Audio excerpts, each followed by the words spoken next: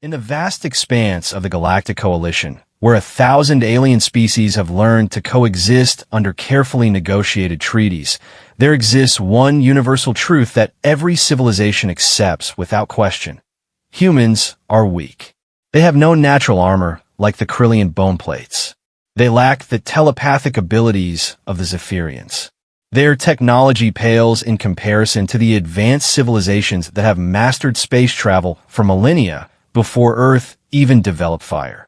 Most damning of all, they die so easily, fragile creatures with lifespans barely long enough to master a single skill.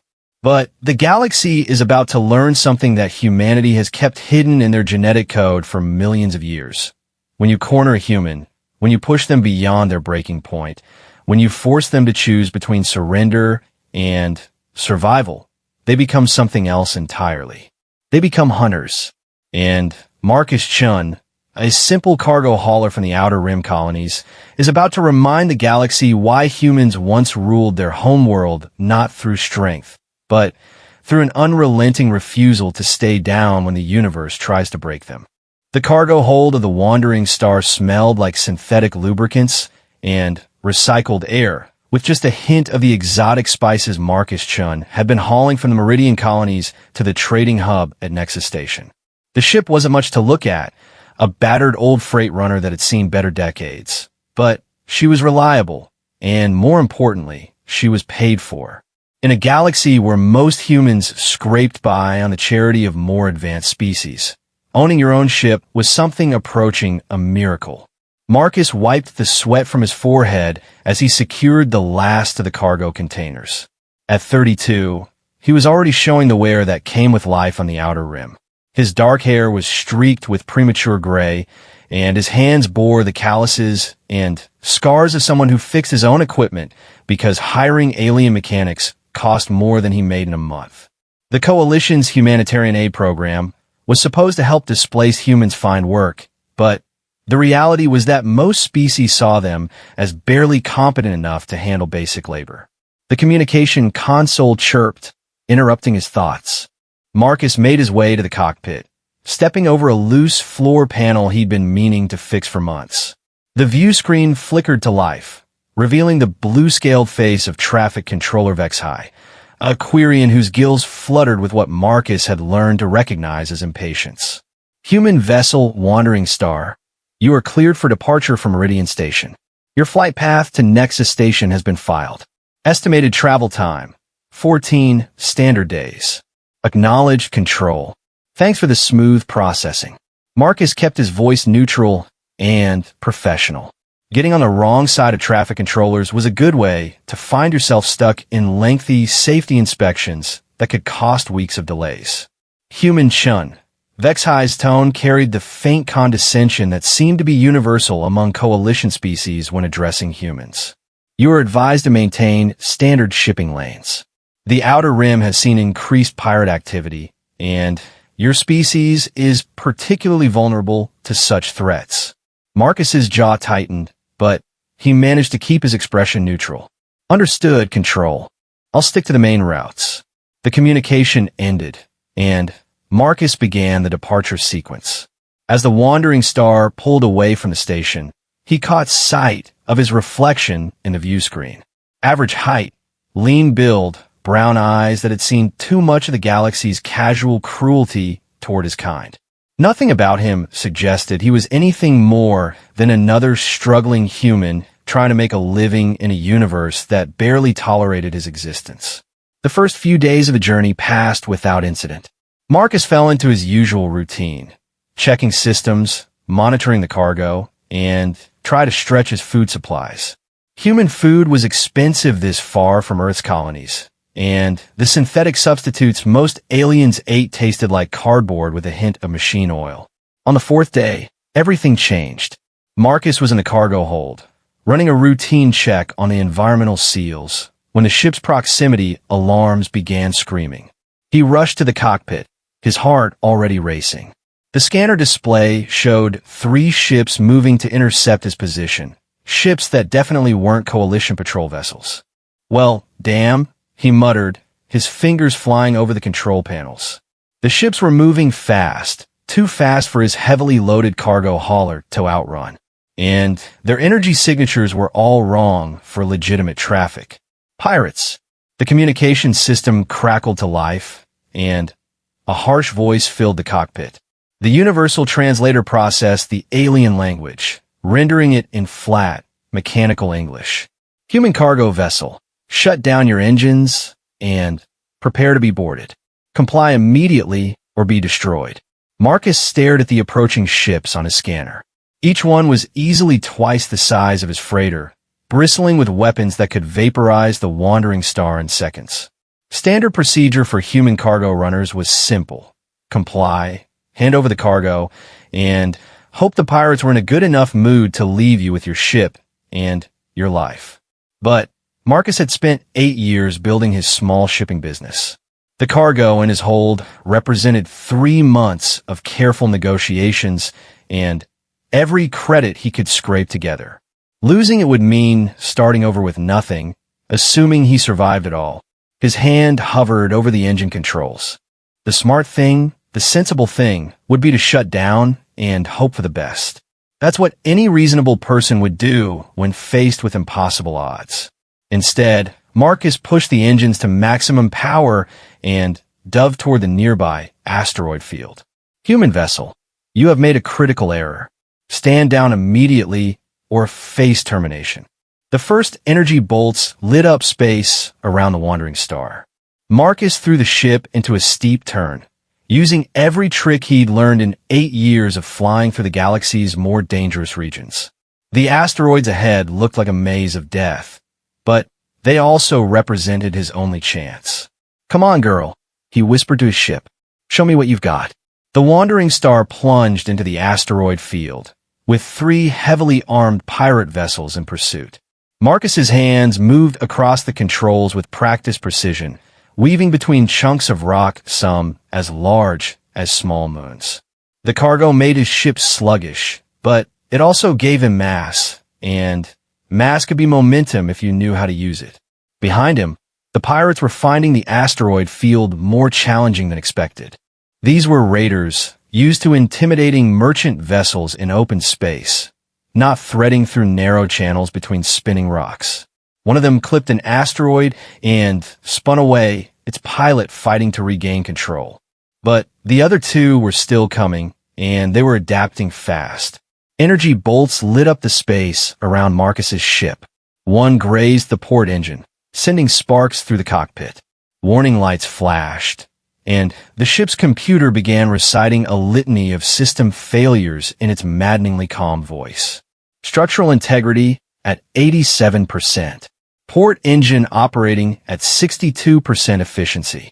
Hull breach detected in cargo bay 7. Marcus ignored the warnings and dove deeper into the asteroid field. He was flying on instinct now, his conscious mind barely able to process the split-second decisions required to avoid being smashed against the rocks. This was what separated experienced pilots from the dead ones. The ability to let your subconscious handle the flying while your conscious mind worked the problem. And the problem was that he was still outnumbered, outgunned, and running out of space to maneuver. The lead pirate ship was closing in, its weapons charging for what would certainly be a killing shot. Marcus could see it on his scanner, a predator moving in for the kill. In seconds, it would have a clear shot at his engines, and that would be the end of the wandering star and everything he'd worked for. That's when he spotted it. A gap between 2 large asteroids, barely wider than his ship. It was a suicide run, requiring precision that bordered on the impossible. But it was also his only chance. Marcus angled the wandering star toward the gap and pushed the engines beyond their safety limits. The ship screamed through space, hull plates vibrating from stress. Behind him, the lead pirate realized what he was attempting and opened fire, desperate to stop him before he could thread the needle. Energy bolts seared the space around the freighter. One struck the starboard wing, tearing away a chunk of hull plating. Another passed so close to the cockpit that Marcus could see the glow through the view screen. Then he was through the gap, with inches to spare on either side. The lead pirate, moving too fast to change course, slammed into the asteroid field. The explosion lit up the void, chunks of metal and rocks spinning away in all directions. One down, two to go. But now Marcus was in even deeper trouble. The gap had led him into a narrow channel between asteroids, and his pursuers were learning from their comrades' mistake. They'd backed off, taking more careful shots, hurting him deeper into the maze. The wandering star shuddered under another hit. More warning lights flashed, and the smell of burning electronics began to fill the cockpit. Marcus's options were running out fast. Then he saw the asteroid dead ahead, a massive chunk of rock and ice that blocked the entire channel. There was no way around it, no gap to slip through. He was trapped. The remaining pirates slowed their pursuit, savoring their victory.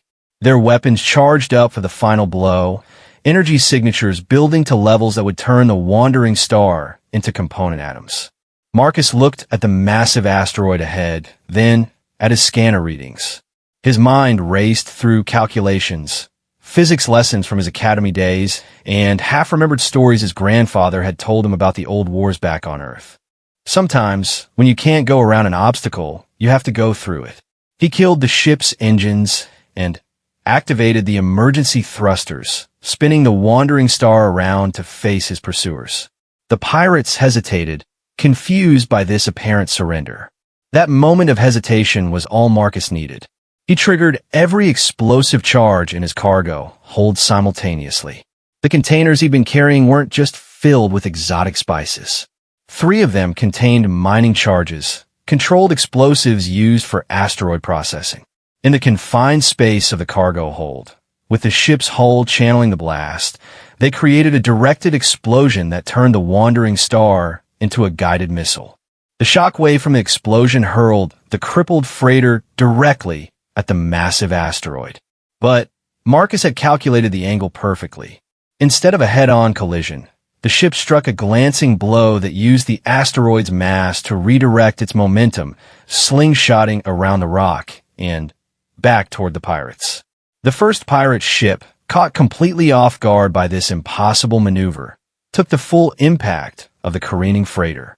Both ships disappeared in a brilliant explosion that lit up the entire asteroid field. The last pirate, seeing his comrades destroyed by what should have been an easy mark, decided that discretion was the better part of valor. His ship disappeared into faster-than-light travel, leaving Marcus alone among the asteroids. Marcus found himself floating in an escape pod, watching the burning wreckage of his ship drift slowly past.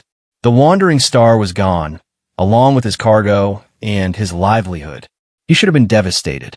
Instead, he found himself smiling. Because for the first time in his adult life, he'd fought back. He'd taken on impossible odds and found a way to win. It hadn't been about superior technology or overwhelming force. It had been about refusing to give up, about finding solutions where none should have existed. It had been about being human. As the rescue beacon in his escape pod began broadcasting his location, Marcus started planning his next move. The galaxy thought humans were weak, easily intimidated, natural victims for anyone with superior firepower. They were about to learn how wrong they were. 3 days drifting in the escape pod had given Marcus plenty of time to think. The rescue ship that eventually found him was a coalition patrol vessel, the Swift Justice, crewed by Zilithians whose insectoid features and clicking language made most humans nervous. Marcus wasn't most humans anymore. Captain Zektar's compound eyes studied the human sitting across from him in the ship's small briefing room.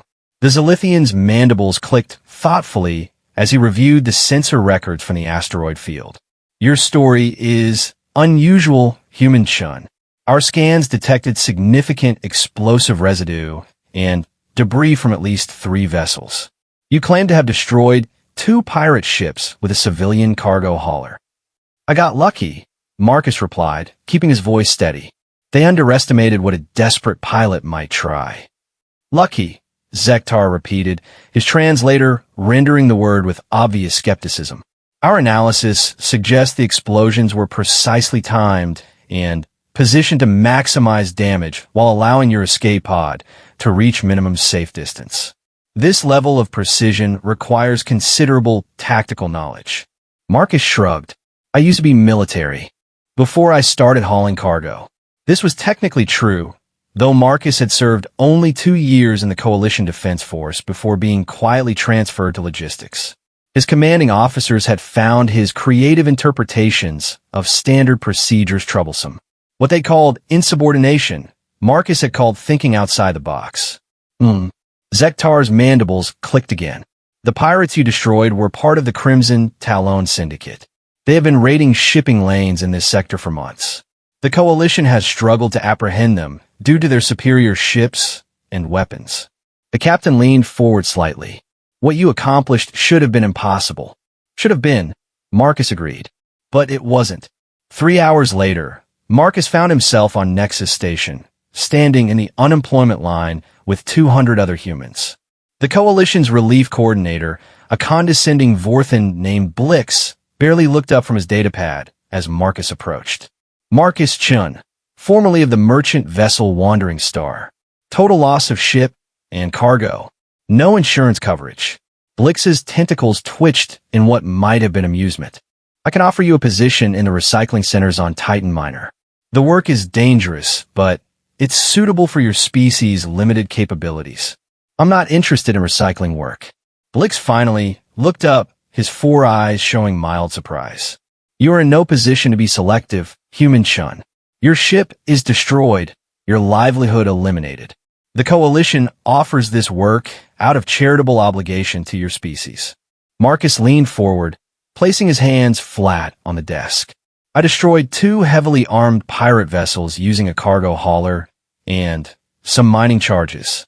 Does that sound like someone with limited capabilities? I'm certain that report contains numerous inaccuracies. Check the sensor logs from the Swift Justice. Marcus's voice carried an edge that made Blix's tentacles recoil slightly. Check the debris analysis. Check the energy signatures. Then, tell me about limited capabilities. For the first time in the conversation, Blix seemed uncertain. He manipulated his datapad with rapid tentacle movements, accessing files that should have been routine bureaucratic reports. As he read, his expression shifted from condescension to confusion to something approaching alarm. This cannot be accurate. It's accurate. Marcus straightened. And if you think I'm going to spend the rest of my life in some recycling center, because that's what you expect from humans, you're mistaken. That evening, Marcus found himself in the Nexus Station cantina, nursing a drink that tasted like industrial solvent and cost more than most humans made in a day.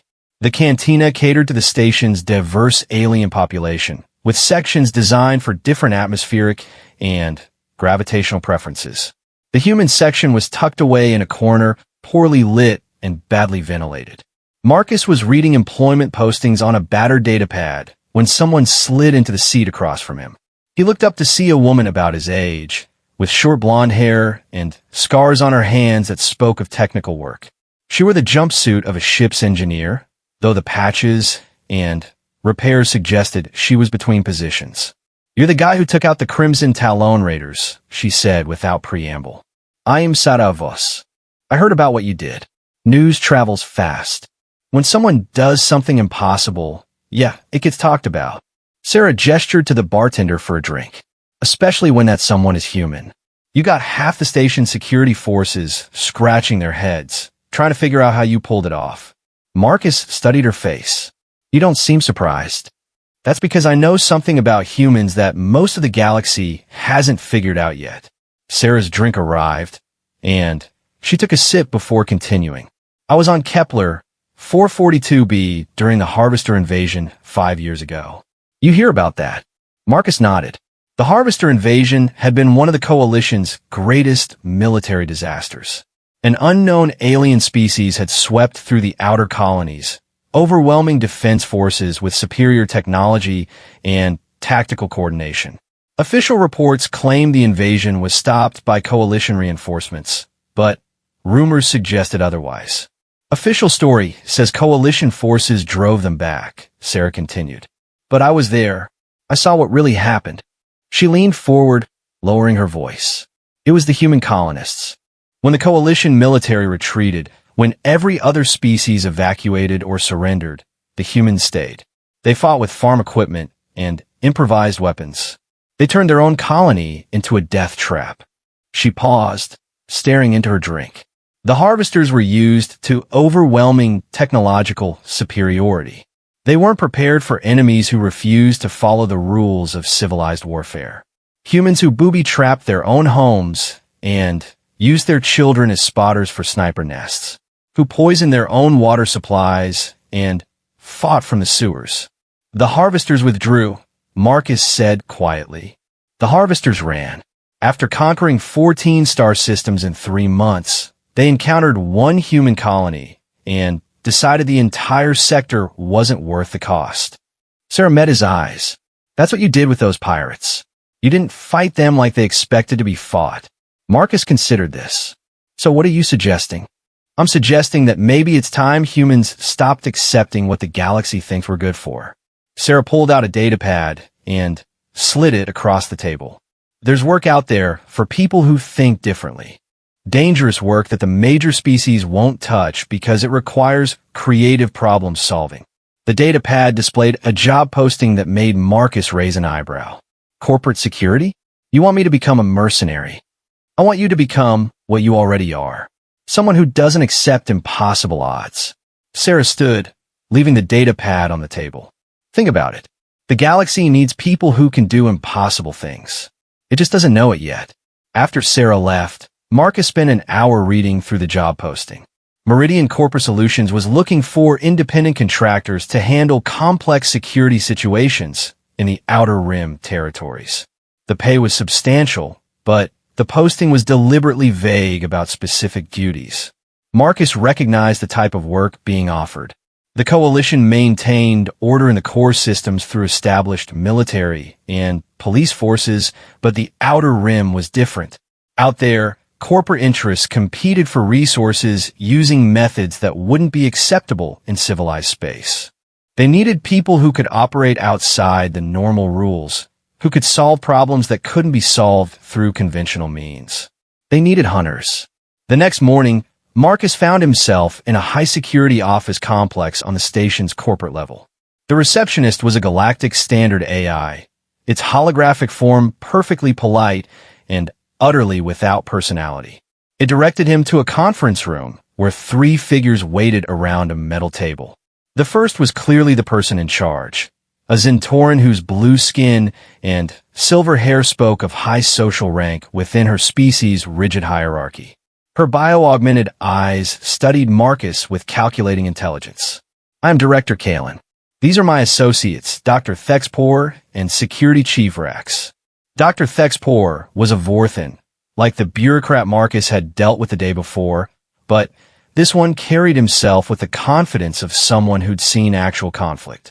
Security Chief Rex was something Marcus had never encountered before, a Krillian.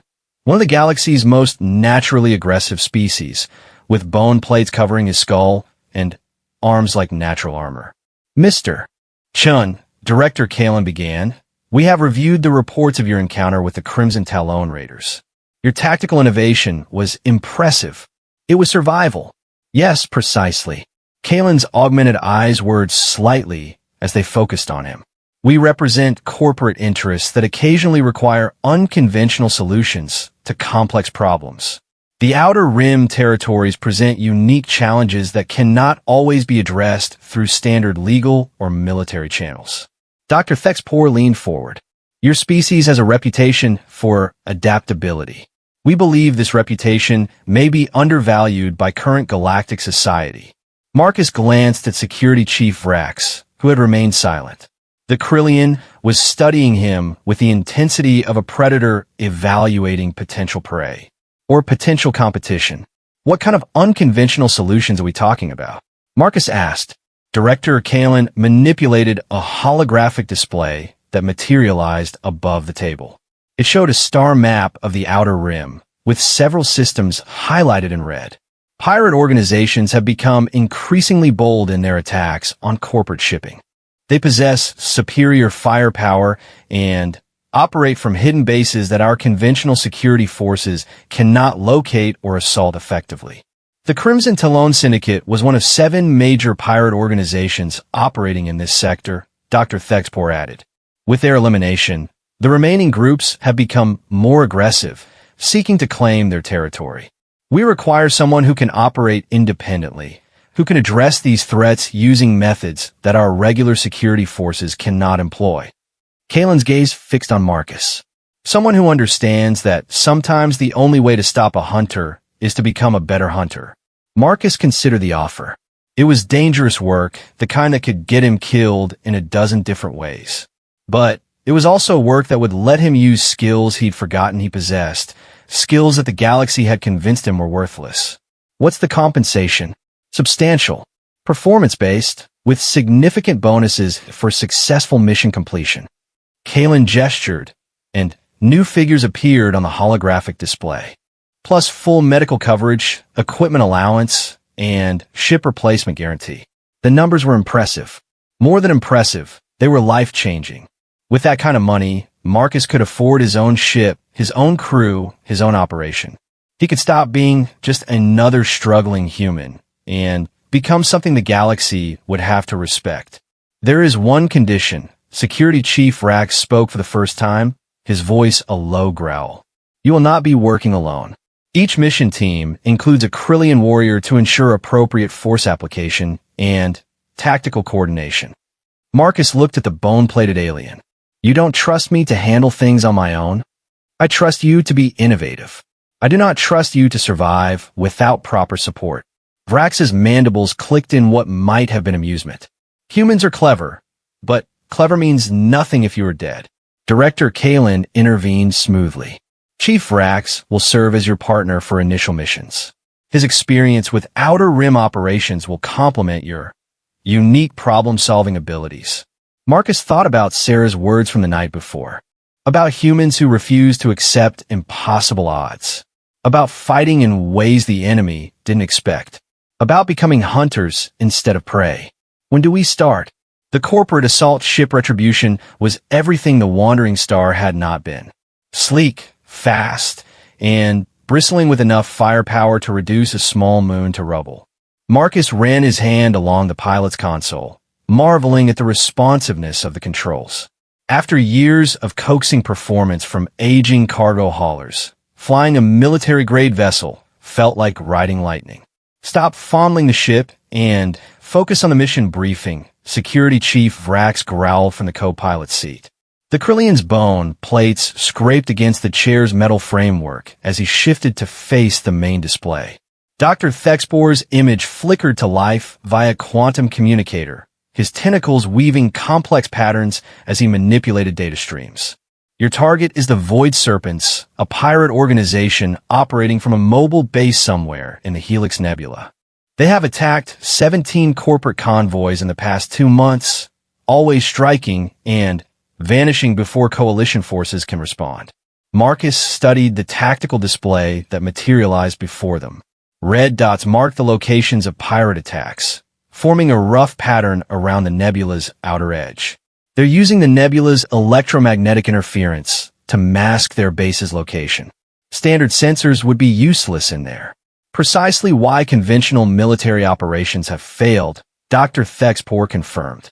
The coalition attempted 3 separate search missions. All ended in failure, with 2 ships lost and no trace of the pirate base located. Vrax's mandibles clicked thoughtfully. A direct assault would be impossible without knowing the target location. The nebula spans 12 light-years and contains enough interference to disable most navigation systems. Which is why we're not going to assault anything, Marcus said, still studying the attack patterns. We're going to make them come to us. The Krillian's 4 eyes fixed on Marcus with predatory interest. Explain. Marcus manipulated the display, highlighting the shipping lanes that bordered the nebula. Look at their attack pattern. They're hitting convoys that carry specific types of cargo, high-value electronics, rare metals, exotic matter. They're not just pirates, they're thieves with a shopping list. Corporate intelligence has reached the same conclusion, Dr. Thexpor interjected. Analysis suggests they are fulfilling contracts for specific materials, possibly to fund a larger operation. Then, we give them something they can't resist. Marcus's fingers danced across the control interface, pulling up shipping manifests and cargo databases. We set up a convoy carrying exactly what they want most, but instead of cargo, we fill the ships with surprises. Vrax leaned forward, his bone plates shifting with interest. A trap convoy. But how do we ensure they will attack? They have shown considerable tactical intelligence in their previous operations. Because we're going to make it look too good to pass up. Marcus was already formulating the details, his mind racing through possibilities. A single lightly defended transport carrying prototype military technology. The kind of cargo that would be worth risking everything to acquire. And when they attack this fictional convoy, Dr. Thexpor asked, when they attack, we'll be ready for them. But not in the way they expect. 2 days later, the corporate transport merchant's dream drifted along the edge of the Helix Nebula, broadcasting a manifest that would make any pirate's mouth water. Advanced targeting systems, experimental shield generators, and prototype weapons technology, all allegedly being transferred from a research facility to a coalition military base. The ship appeared to be exactly what it claimed, a lightly armed cargo vessel with minimal escort. Its captain, according to intercepted communications, was nervous about traveling so close to known pirate territory. Its crew complained about the dangerous assignment and speculated about bonus pay for hazardous duty. What the manifest and communications didn't reveal was that the merchant's dream was actually the assault ship Retribution disguised with holographic projectors and false transponder signals. The nervous captain was Marcus, playing his role perfectly. The complaining crew members were tactical specialists borrowed from Meridian Corporate Solutions Security Division. And the cargo hold, instead of prototype technology, contained enough military-grade explosives to crack open an asteroid. Contact on sensors, reported Lieutenant Saxway, a draconian whose natural telepathic abilities made her invaluable for detecting cloaked ships. Multiple vessels approaching from within the nebula. Configuration matches known Void Serpent Raider patterns. Marcus felt his pulse quicken, but his voice remained steady as he responded to the approaching pirates. Unknown vessels. This is Captain Shun of the Merchant Vessel Merchant's Dream. Please identify yourselves and state your intentions. The response came through crackling static, the nebula's interference making communication difficult. Merchant vessel, shut down your engines and prepare to be boarded. Comply immediately and you will not be harmed. Negative, unknown vessel. This ship is carrying classified coalition cargo under military protection. You are ordered to withdraw immediately. Vrax, monitoring the tactical display from his position in the ship's secondary command center, clicked his mandibles in what Marcus had learned was amusement. They're taking the bait. 7 vessels, closing fast. Configurations suggest they are committing their entire attack force. Marcus began the performance of his career. Mayday, mayday. This is the Merchant Vessel Merchant's Dream. We are under attack by unknown vessels. Repeat, we are under attack. On the tactical display, the pirate ships spread into attack formation, their weapons charging. These weren't desperate raiders with jury-rigged equipment. The Void Serpents flew military-grade vessels with sophisticated weapons and shielding. No wonder they'd been so successful against conventional targets. Merchant Vessel. This is your final warning. Shut down your engines or be destroyed. Please, Marcus broadcast, allowing fear to creep into his voice. Don't shoot. We're shutting down. We're shutting down. The Retribution's engines went dark, and the ship drifted helplessly in space. To the pirates, it looked like complete surrender. They closed in confidently, their largest ship moving into position to begin boarding operations. Captain Lieutenant Saxway reported, they're dropping their defensive formations. All vessels are focusing on boarding preparations. Marcus watched the tactical display, waiting for the perfect moment. The pirates had done exactly what he'd hoped. They'd assumed that a surrendering merchant vessel posed no threat. Their ships were clustered together, weapons powered down, boarding shuttles launching. Now, Marcus whispered. The retribution exploded. But not the way the pirates expected. Instead of a catastrophic detonation, the ship expelled its entire cargo bay contents in a carefully controlled burst. Hundreds of military-grade explosive charges scattered through space like deadly confetti, each one equipped with proximity sensors and maneuvering thrusters.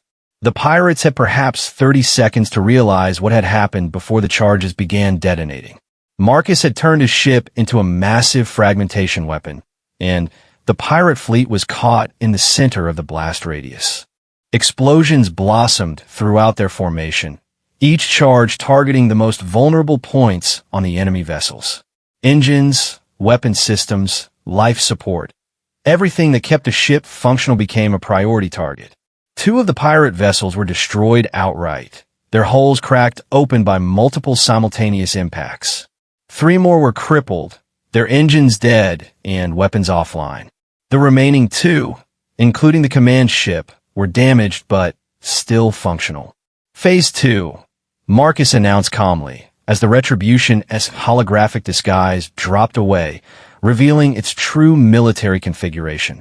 The assault ship's real weapons came online, targeting systems locking onto the surviving pirate vessels. But Marcus wasn't interested in simply destroying them. He needed information, and dead pirates couldn't tell him where to find their base. Vrax, you're up.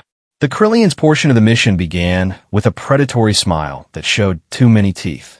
While Marcus had been playing the helpless merchant captain, Vrax had been preparing for close-quarters combat. The assault ship's boarding pods launched, carrying the Krillian warrior and a team of corporate security specialists directly toward the pirate command ship. Marcus watched on the tactical display as Vrax's boarding pod cut through the pirate vessel's damaged hull like a can opener. What followed was less of a battle and more of a demonstration in applied violence. Krillians were naturally suited for combat in confined spaces, and Vrax was exceptional even by his species standards. Within 15 minutes, the pirate command ship went silent. Human, Vrax's voice crackled over the communication system. I have secured the bridge. Their captain is alive and very eager to discuss the location of their base. Information acquired, Marcus replied. What did he tell you? Their base is a captured Coalition mining station, hidden in the nebula's core. Coordinates uploaded to your navigation system. They have approximately 200 personnel and significant defensive capabilities. Marcus studied the uploaded coordinates. The base's location was deep within the nebula, protected by natural electromagnetic interference that would make any conventional assault nearly impossible. Standard Coalition tactics would require a massive fleet to have any chance of success. Good thing Marcus wasn't planning to use standard tactics. Vrax, can you pilot one of their ships? Krillian warriors are trained in multi-species vehicle operation. Yes. Good. Because we're going to visit their base. And we're going to arrive as refugees. An hour later, 2 damaged pirate vessels limped through the Helix Nebula toward the hidden base. Marcus piloted one of the captured ships, its hull scarred by the explosive charges, and its systems running on backup power. Vrax flew the second vessel, broadcasting distress signals and requests for emergency assistance. To any observer, it would look like the survivors of a disastrous raid, barely escaping with their lives. Unknown vessels, identify yourselves, came a challenge from the pirate base. This is Commander Vexhai of the attack force, Marcus replied, using the captured vessel's communication codes. We were ambushed by Coalition forces. Most of the fleet was destroyed. We need immediate medical assistance and repairs. The response was immediate and concerned. Commander, we show only 2 ships returning. What happened to the others? Trap convoy. Military escorts were hidden in the cargo containers. We barely escaped. Marcus allowed exhaustion to color his voice. Request emergency docking. We have wounded crew members. Understood, Commander. Bay 7 is being cleared for your arrival. As the captured pirate ships approached the base, Marcus got his first clear look at their target. The mining station was massive, easily capable of housing 1,000 people. Its defensive turrets and shield generators have been upgraded with military hardware, making it a formidable fortress. Under normal circumstances, assaulting such a position would require a fleet of warships and careful planning. Even then, the attackers would likely suffer heavy casualties. But Marcus wasn't planning a normal assault. He was planning to destroy the base from the inside. The captured ships docked without incident, their false transponder codes fooling the base's automated systems. Marcus and Vrax, wearing salvaged pirate uniforms and carrying concealed weapons, joined the crowd of personnel who gathered to hear news of the failed raid. Marcus had spent the flight studying the captured ship's database, learning names and faces and operational details. When the base commander, a scarred Centauran named Captain Corax, demanded a full report, Marcus was ready. The convoy was a trap, he reported, standing at attention despite his injuries. Coalition military intelligence must have leaked our plans. They were waiting for us. Captain Corax's augmented eyes studied Marcus with suspicion. Commander Vex High was leading this operation. You are not Vex High. Vex High is dead, Marcus replied smoothly. His ship was destroyed in the first wave of the ambush. I assumed command of the survivors. And you are?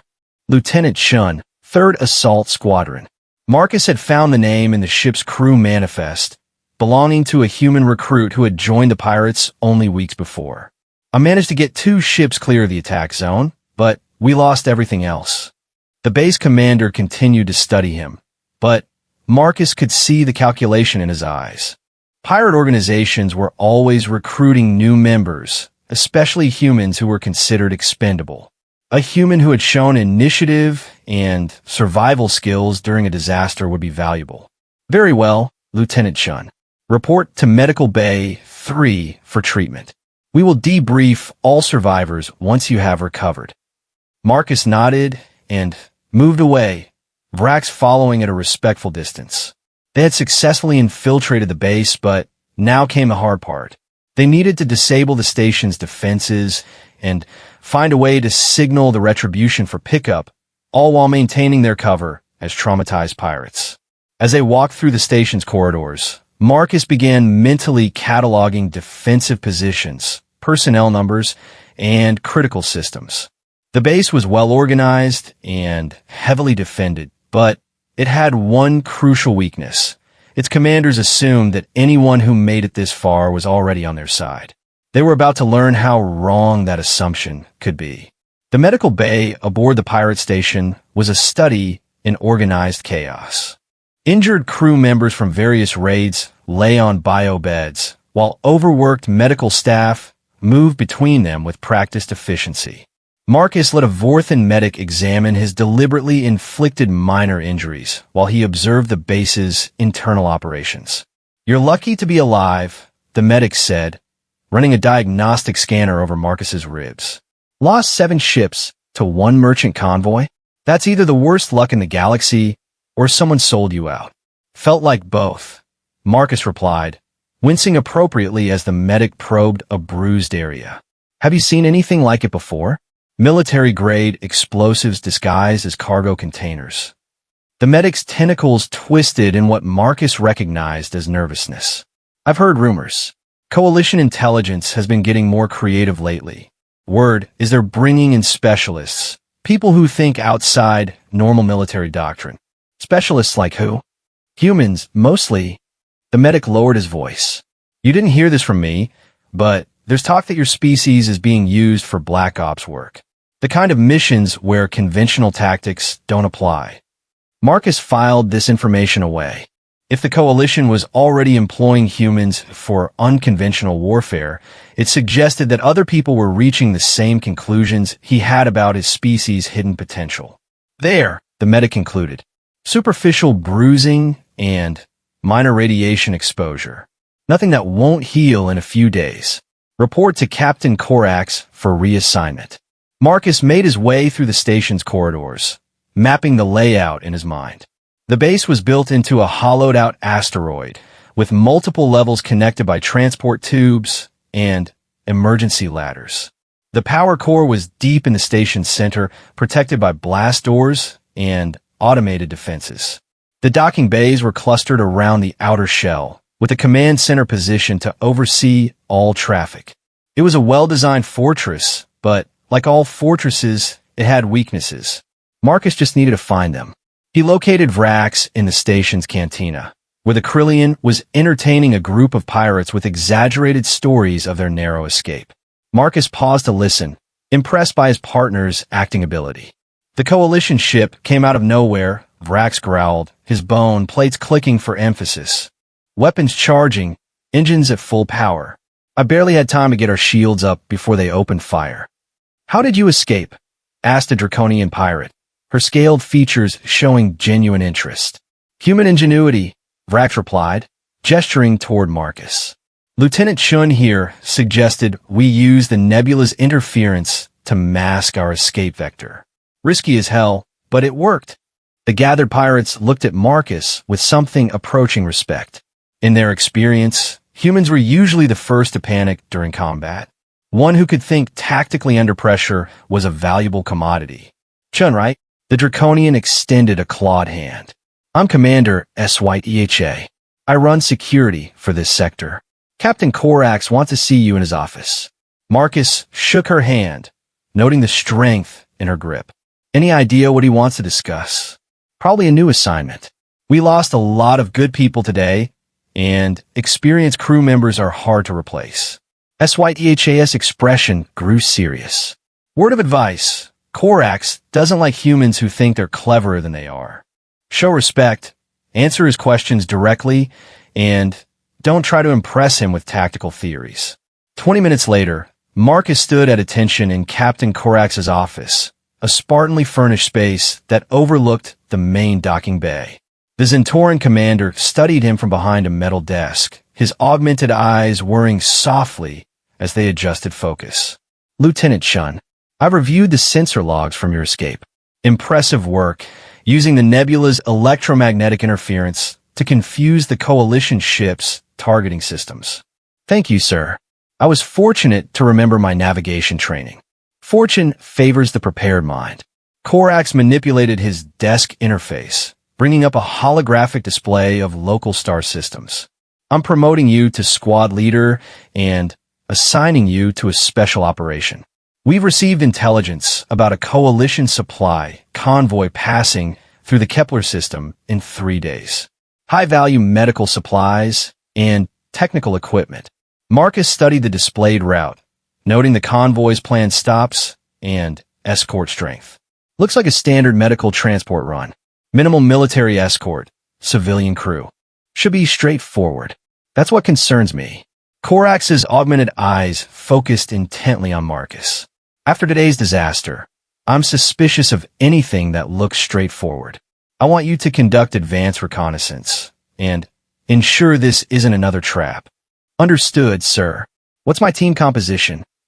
You'll take a fast scout ship with a crew of 4. Commander HFY will serve as your second in command, and you can select the other 2 crew members from available personnel. Korax's expression hardened. This mission is critical, Chun. We need a successful operation to restore morale after today's losses. Failure is not an option. We won't fail, sir. After leaving Korax's office, Marcus made his way to the station's technical section, where Vrax was supposedly undergoing treatment for radiation exposure. He found the Krillian in deep conversation with the station's chief engineer, a multi-armed Gelfan whose natural mechanical aptitude made her invaluable for maintaining the base's complex systems. The power core's efficiency has dropped 12% in the past month, the engineer, Chief Vexnai, was explaining. We need to schedule a full maintenance cycle, but that means shutting down non-essential systems for at least 6 hours. 6 hours of reduced defensive capability, Vrax observed. That seems dangerous given recent Coalition activity in the area. It's necessary. The alternative is catastrophic power failure, which would be considerably worse than temporarily reduced defenses. Marcus joined the conversation, introducing himself as the engineer's newest assignment. Chief Vexnai, I am Lieutenant Chen. Captain Corax asked me to familiarize myself with the station's technical systems before my next mission. The Jelfin's multiple arms gestured enthusiastically. Excellent. Finally, someone who understands the importance of technical knowledge. Too many pirates think all you need is weapons and aggression. Over the next hour, Marcus received a comprehensive tour of the station's critical systems. Power distribution, life support, defensive grid control, communication arrays, all the infrastructure that kept the base operational. Chief Vexnai was clearly proud of her work and eager to share her expertise with someone who showed genuine interest. The beauty of this installation, she explained as they stood before the main power core, is its integration. Everything connects to everything else through the central command matrix. It allows for incredible efficiency and redundancy. What happens if the central command matrix fails? Marcus asked innocently. Catastrophic system failure. The entire station would lose power within minutes. That's why we have such extensive security protocols protecting the command center. The engineer's expression grew serious. Only senior officers have access, and even then, all actions are logged and monitored. Marcus nodded thoughtfully. Very thorough. I imagine the security codes are changed regularly. Weekly rotation, randomized algorithm. Captain Corax is extremely paranoid about internal security. After completing the technical tour, Marcus made his way to the crew quarters he'd been assigned. The room was small and spartanly furnished, but it included a personal communication terminal and access to the station's internal database. More importantly, it was private. He activated the terminal and began researching the station's operational protocols, using his legitimate access credentials to gather intelligence. Personnel assignments, duty rotations, security procedures, all the information he would need to plan his next move. The reconnaissance mission Captain Corax had assigned him provided the perfect opportunity. A fast scout ship with minimal crew, operating outside the station's direct supervision. All he needed to do was complete the mission successfully while creating an opportunity to contact the Retribution and coordinate an assault. But first, he needed to deal with the station's defenses. Marcus spent the next several hours studying technical manuals and security protocols, formulating a plan that would allow him to disable the base's defensive systems without triggering immediate alarms. The key was the power core's maintenance cycle that Chief Vexnai had mentioned. 6 hours of reduced system capacity would provide the perfect window for an assault, but only if he could ensure the maintenance occurred at exactly the right time.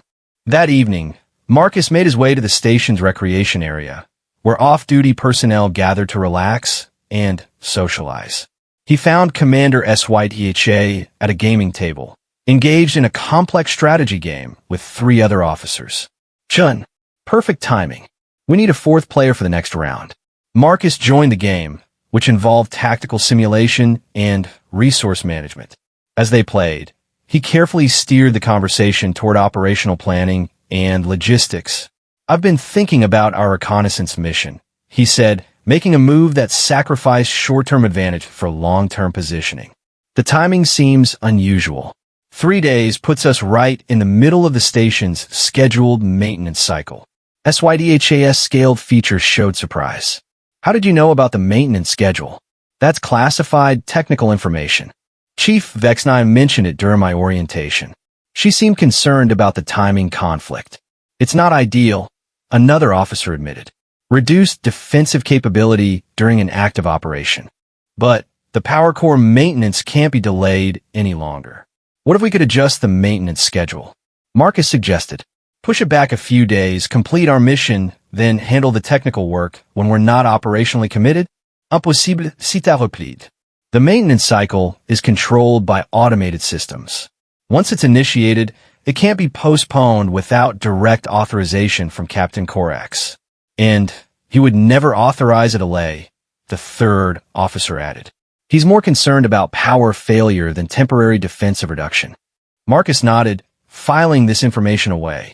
The maintenance cycle was automated but required command authorization to alter.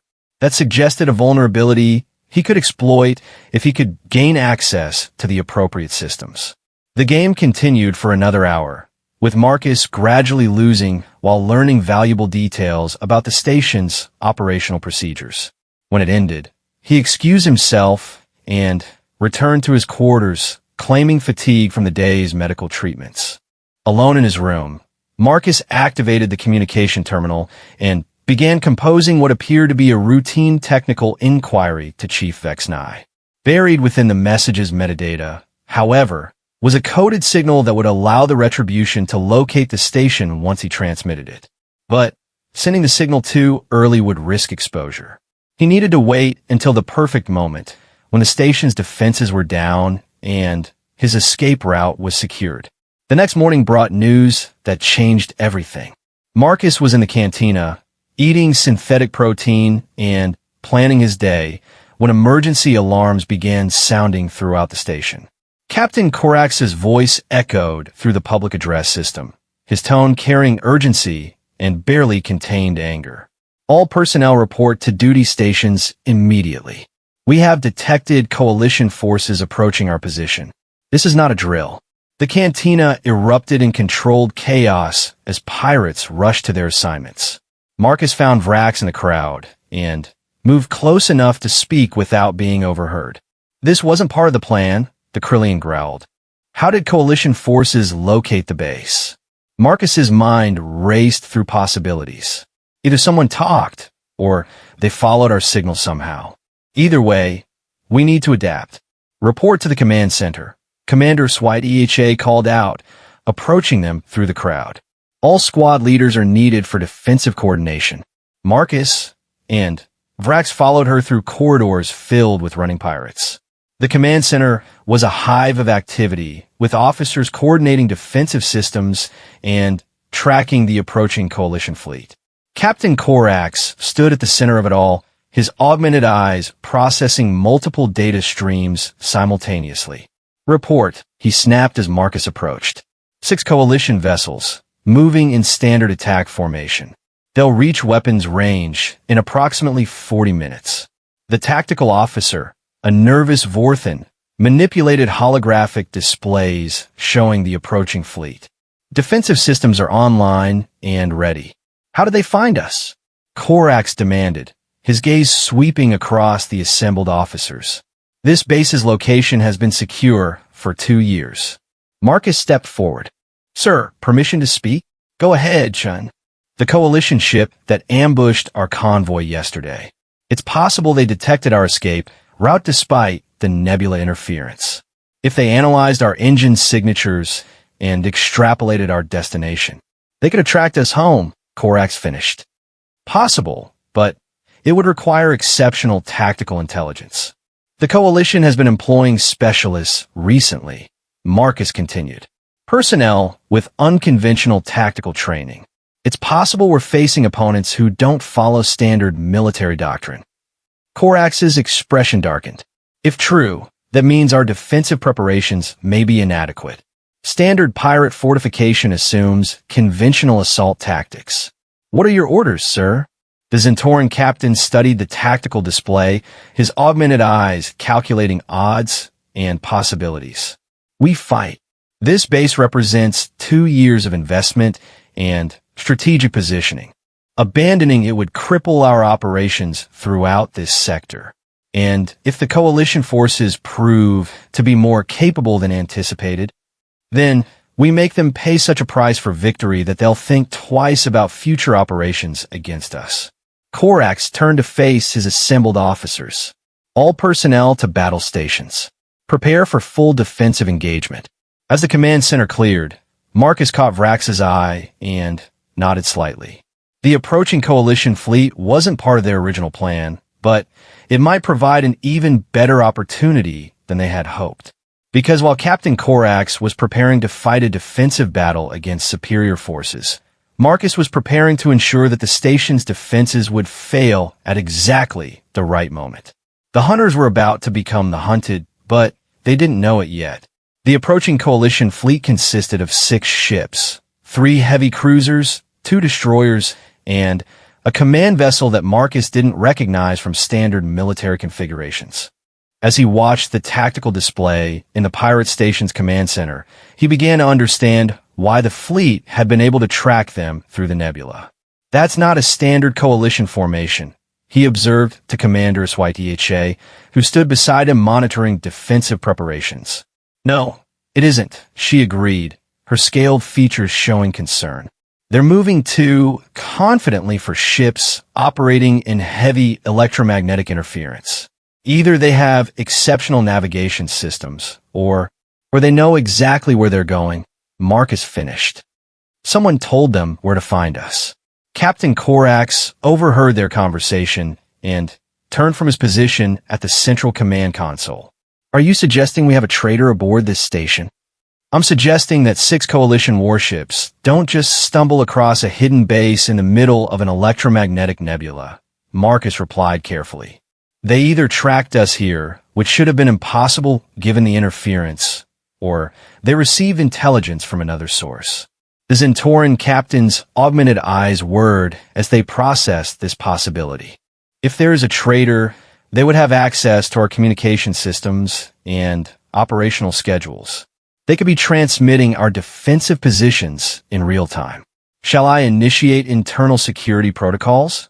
Asked Security Chief Vexmore, a heavily scarred Krillian who served as the station's chief investigator. Do it, Corax ordered. Lock down all external communications and begin scanning for unauthorized transmissions. If someone is feeding intelligence to the coalition, I want them found. Marcus nodded approvingly while mentally calculating how this development would affect his plans. The security lockdown would make it more difficult to contact the Retribution, but it would also provide cover for his sabotage activities.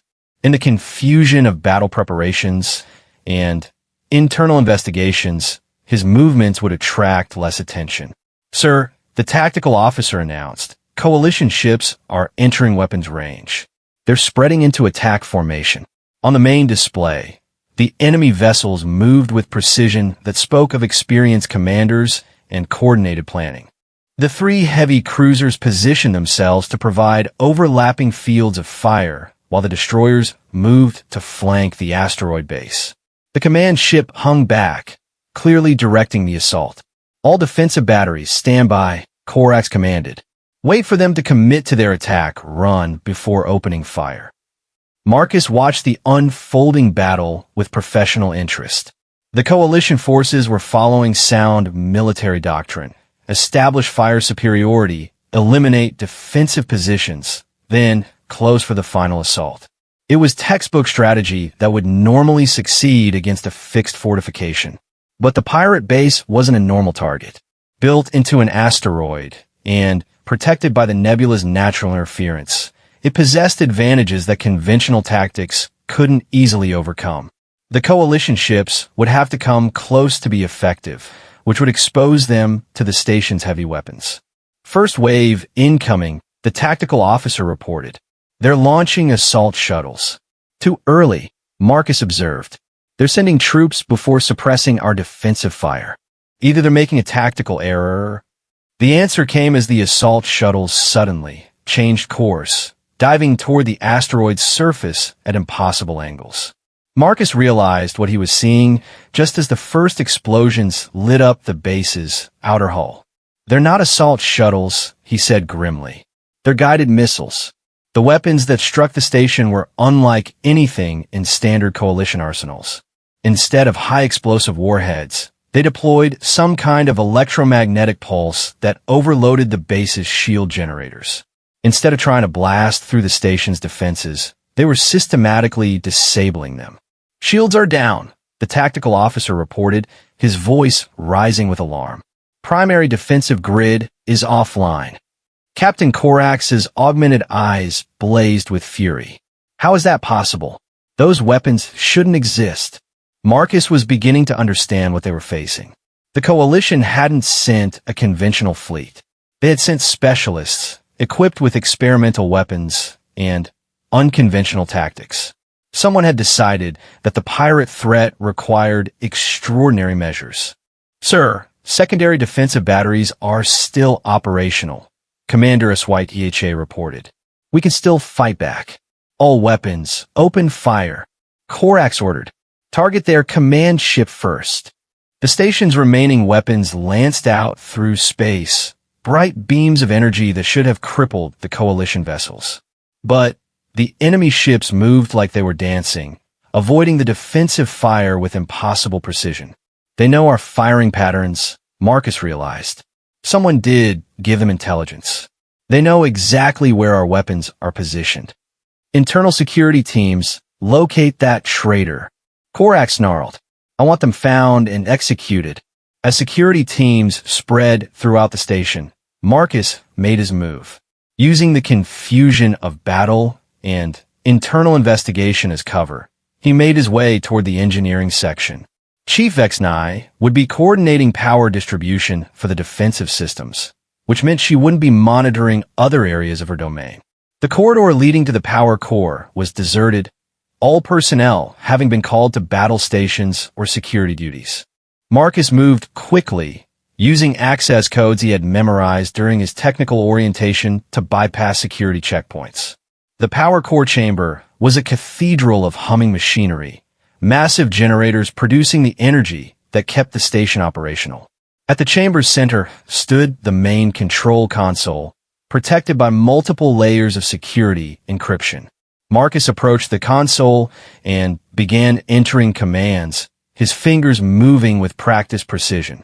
He wasn't trying to shut down the power core. That would trigger immediate alarms and emergency protocols. Instead, he was adjusting the automated maintenance schedule, moving it forward by precisely 47 minutes.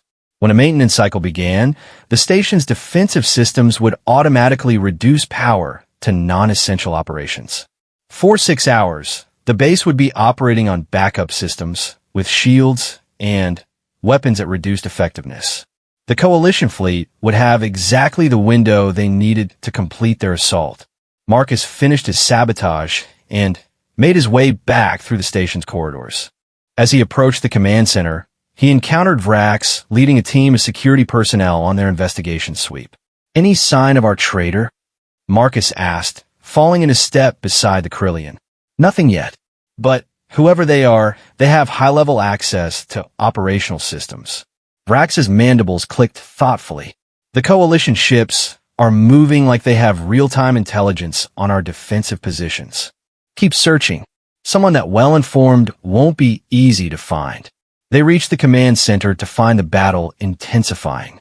The coalition fleet had moved closer, using their superior mobility to avoid the station's defensive fire while systematically destroying individual weapon emplacements. It was methodical, professional, and devastating. We've lost 60% of our external weapons, Commander HFY HFY reported. At this rate, they'll neutralize our remaining defenses within the hour. Captain Korax studied the tactical display with grim determination. What's the status of our fighter squadrons? Standing by in Launch Bay 7. But, sir, launching fighters into that maze of enemy fire would be suicide. Not if we coordinate the launch with a maximum power burst from our remaining weapons. Create enough confusion to give our pilots a fighting chance. Marcus watched the preparations with growing tension. The automated maintenance cycle would begin in 37 minutes. When it did, the station's remaining defenses would be reduced to backup power levels, making them sitting ducks for the coalition assault.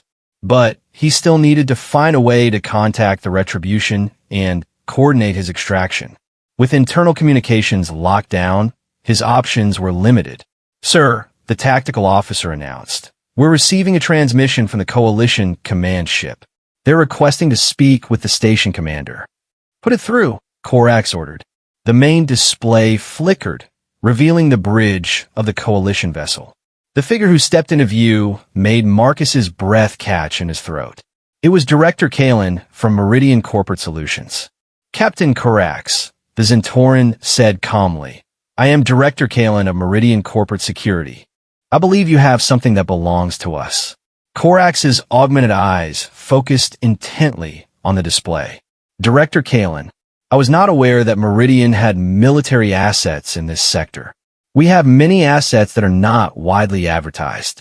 At the moment, I am interested in recovering 2 of my employees who were reported lost during your recent raid on our convoy. I don't know what you're talking about. Lieutenant Marcus Chun and security specialist Vrax were conducting a covert operation for my organization. My records indicate they may have infiltrated your facility during your retreat from the failed convoy assault. Marcus felt the command center's attention focus on him like a laser beam. Every face turned in his direction, and he could see the pieces falling into place in their expressions. Well, he said calmly, this is awkward. Captain Korax's hand moved toward his sidearm, but Vrax was faster.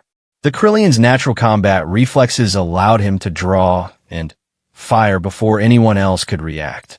Korax collapsed, his augmented eyes flickering as his nervous system shut down. Sorry about that, Marcus said to the stunned command crew. But we really do have a schedule to keep. Commander SYDHA was the first to recover from shock. Seize them, she ordered, but her command was interrupted by a new alarm. Automated maintenance cycle initiating. The station's computer announced in its maddeningly calm voice. All non-essential systems reducing to backup power in 60 seconds. What? Chief Vexnai's voice crackled over the communication system. That's impossible. The maintenance cycle isn't scheduled for another hour. Marcus smiled. Actually, I took the liberty of adjusting the schedule. I hope you don't mind. The lights in the command center dimmed as power was redirected to essential life support systems. On the tactical display, the station's remaining weapons flickered and died as their power supply dropped to minimum levels. Shields are down to 15%, the tactical officer reported, his voice hollow with despair. Weapons are offline. We're defenseless. Not quite defenseless, Marcus corrected. He activated the emergency communicator he had prepared, sending a coded signal that would guide the retribution to their location. But close enough. On the main display, Director Kalen smiled. Thank you for the assistance, Mr. Chun. Please prepare for extraction. The assault shuttles are launching now. This isn't over, Commander SYTHA snarled, drawing her weapon. Even if the station falls, you won't leave here alive. Vrax stepped between Marcus and the Draconian commander, his bone plates shifting into combat configuration. I would not recommend testing that theory. What followed was less a battle than a rout. The coalition assault shuttles cut through the station's minimal defenses like knives through paper. Professional soldiers flooded the corridors, systematically securing critical areas and rounding up personnel. Marcus and Vrax made their way to the docking bay where the retribution waited, its familiar bulk a welcome sight after days of deception and danger. As they boarded their ship, Marcus looked back at the captured pirate base, thinking about everything that had changed since he had started this mission. A week ago, he had been just another struggling human cargo hauler, scraping by on the galaxy's charity and accepting whatever work he could find. Now he was something else entirely. A hunter who had proven that humans were capable of far more than the galaxy believed. Mission accomplished, he said to Director Kalen as they reached the ship's bridge. Indeed, the Void Serpents have been eliminated, their base captured, and their assets seized. Meridian Corporate Solutions has acquired detailed intelligence on 6 other pirate organizations operating in this sector. The Zentoran director studied Marcus with calculating eyes. Your performance exceeded all expectations. What's next? Next, we expand the program. Your success here has attracted attention from several coalition governments. They are beginning to understand that certain problems require unconventional solutions. Director Kalen manipulated a holographic display showing star charts and operational zones. There is considerable work available for individuals with your particular skills. Marcus looked at the display, seeing opportunities that stretched across the galaxy's outer rim. Pirates, smugglers, rogue corporations, and criminal syndicates. All the threats that conventional forces couldn't handle effectively. One question, he said. How did you find a base so quickly? Even with my signal, locating it in the nebula should have taken days. Director Kalen smiled. We followed the energy signature from your improvised explosive device. When you destroyed those cargo containers during your escape, you created a unique quantum resonance pattern. Our ships were equipped with sensors designed to track that signature. You were following me from the beginning. From the moment you destroyed your first pirate ship. Yes. We wanted to see what you could accomplish with proper resources and motivation. The director's expression grew serious. What you accomplished here will change how the galaxy thinks about human capabilities. You have proven that your species possesses strategic value far beyond what anyone previously believed. As the Retribution pulled away from the captured base, Marcus found himself thinking about the broader implications of what had happened. For centuries, humans had accepted their position as the galaxy's junior partners, grateful for whatever scraps of tolerance and assistance other species offered. But that was changing. The galaxy was beginning to understand that humans brought something unique to the cosmic community, a refusal to accept impossible odds, a willingness to find solutions where none should exist, and an absolutely ruthless determination to survive and thrive despite any obstacle. They were hunters who had been disguised as prey for far too long. Director Marcus said, "I accept your offer, but I have one condition." "Name it." "When we recruit other humans for this kind of work, we don't sell it as mercenary employment or corporate security. We sell it as what it really is." Marcus looked out at the stars, seeing a galaxy full of challenges that were waiting for the right kind of mind to solve them. We're not hired guns or security contractors. We're problem solvers. And there are a lot of problems out there that need solving. Agreed. What do you propose we call this new division? Marcus thought for a moment, then smiled. Human resources. After all, we are a resource. The galaxy just hasn't figured out how valuable we are yet.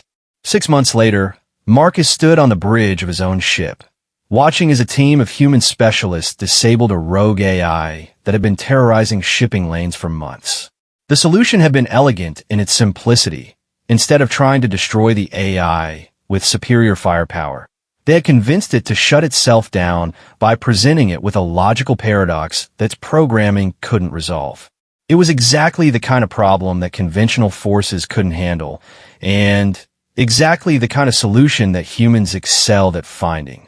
The galaxy was learning to respect humanity not for their strength or technology, but for their ability to think differently, to find paths where none existed, to refuse to accept that anything was truly impossible. They were no longer the underestimated species, scraping by on charity and tolerance. They were the hunters who had finally stopped pretending to be prey. And the galaxy would never be the same.